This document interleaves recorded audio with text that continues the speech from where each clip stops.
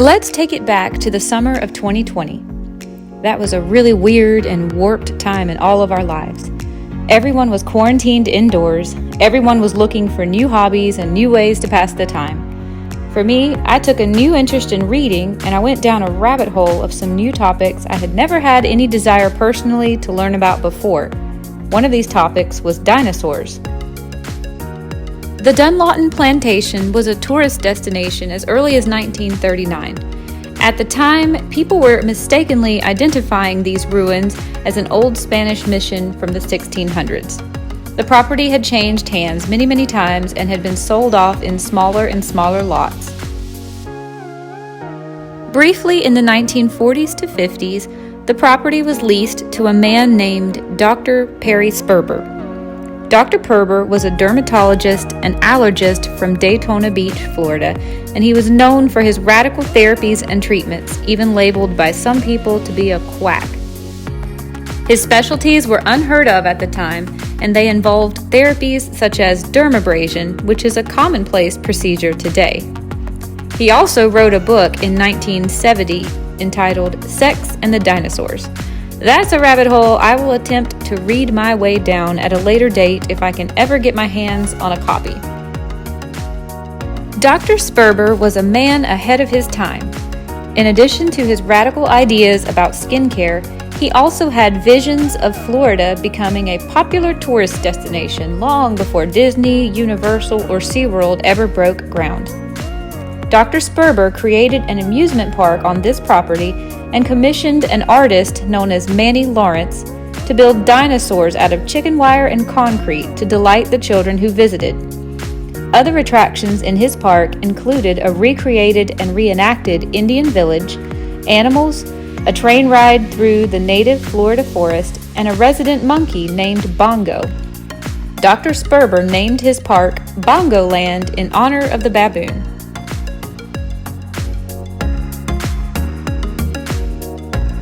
However, Florida was not ready to become a tourist attraction just yet, and the amusement park failed after only 4 or 5 opening seasons due to lack of public interest.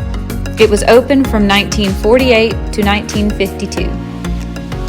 In 1985, a local nurseryman named Martin Withold formed an organization called the Botanical Gardens of Volusia, Incorporated. They made an agreement with the county to lease the property in 1985, beginning a new life for the Bongoland plantation sugar mill that had become Bongoland. The Botanical Gardens' mission is to educate local gardeners about what can grow in this area of Florida, as well as create a beautiful place for visitors to enjoy while they explore the historical mill ruins. A children's garden was created around the remaining full-size cement dinosaurs.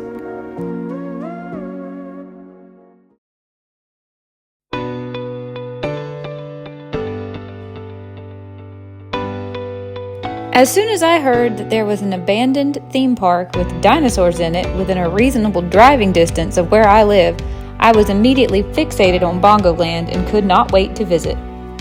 Michael and I visited on a Friday morning in June of 2023. There were only a very small number of visitors in the park, and we did not see anyone who appeared to be volunteering on duty that day. That was a little unfortunate because I had a lot of questions about the dinosaur statues that I couldn't ask anyone. I had done extensive research online, and I've done even more research ever since trying to get answers to my questions, but so far I have come up completely dry. First of all, I wanted to know how many dinosaurs there were originally when the park opened in 1948. Today there are 4 statues remaining: a Triceratops, a Stegosaurus, a Dimetrodon, and a giant ground sloth. There was at one time also a Tyrannosaurus Rex, of course. I mean, what would a dinosaur park be without a T-Rex? But long-necked dinosaurs have always been my favorites. I'm totally a land before time girl, and I just couldn't believe that a dinosaur park had ever been constructed without paying homage to a Brontosaurus, the best dinosaur there ever was, even if maybe a Brontosaurus never existed in the first place, but that's beside the point. However, if a Brontosaurus ever existed in Bongoland, I surely could not find evidence of it online. The only photos I could find online are of the 4 structures that remain today and the T-Rex.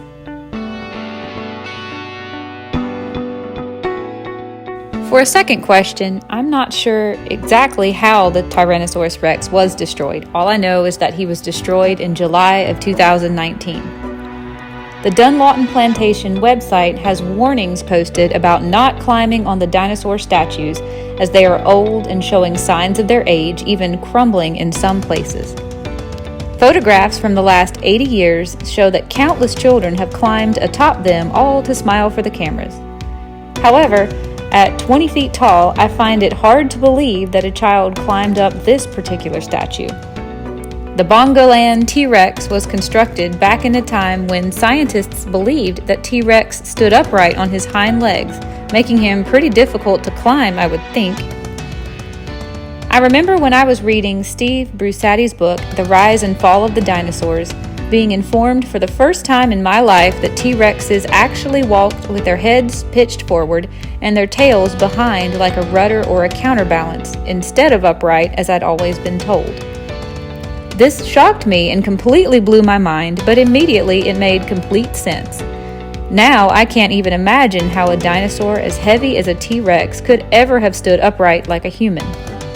He would be so unbalanced and so unstable. I'm wondering if, at the height and size that the Bongoland statue was, he may have come down during one of Florida's tropical storms or hurricanes, but I truly do not know how he fell. It's such a shame that he is not still standing today. All that's left of him are just pieces of his toenails in the rocks.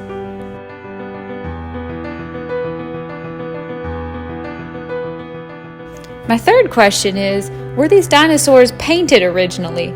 And I haven't been able to find the answer to that. All the photographs that I have found from when the park was actually open, from 1948 to 1952, are in black and white, and most of those photos have children in them. The only color photos I can find of this park and these dinosaurs are from much later, and if they were ever painted, the paint could have been chipped off or worn off with time. I'm really curious if these dinosaurs originally were bright and colorful, or if they've always just been made simply of chicken wire and concrete. I also wish I had more information about the train and its tracks that the children rode as they made their tour of the park. I can only imagine how fun it was to ride the train past the reconstructed Indian village, the little zoo that included a monkey, and then having a scavenger hunt for friendly dinosaurs. If there are any remains of the train or its tracks left today, I did not see them, and there was no one on site to ask. I am wondering if perhaps the old train tracks were removed and the trails were turned into what is now the walking path through the dense Florida jungle.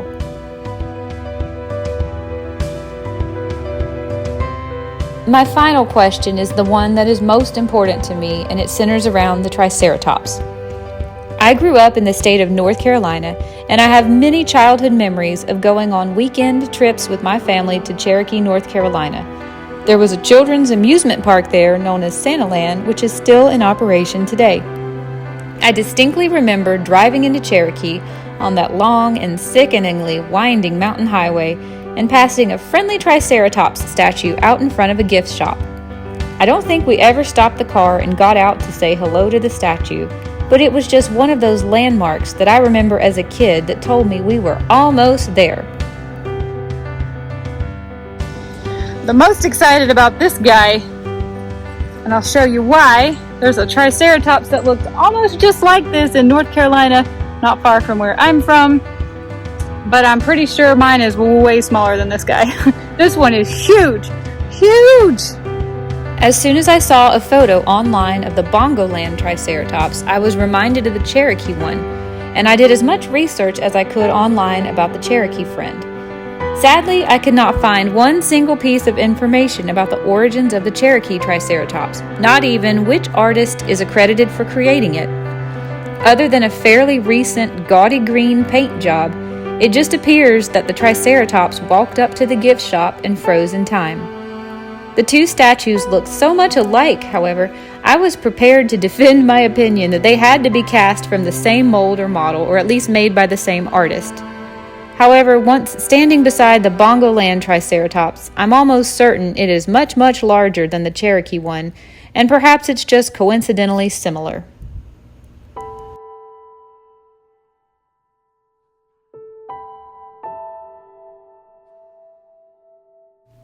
Well, there you have it. That is everything I know about Bongoland, the amusement park.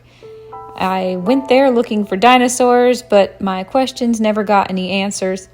I would highly recommend going here, even if you don't find the dinosaurs interesting, though. There's a sugar mill on site, or the ruins of what used to be a sugar mill, and I've done an entirely separate video with the history of that. It's totally worth checking out. This whole park is free. They would love to have donations from anyone who could afford $1 to go in their donations pot. But the park is free, it's accessible, has great bathrooms, there's plenty of parking, and it's a great way to spend an afternoon or a morning. Go when the weather's nice, it's all outdoors, and it can get very, very hot, kind of stagnant in this Florida forest. But whether you like old amusements, if you like old abandoned history, or you just like plants, I think there's something here for everyone.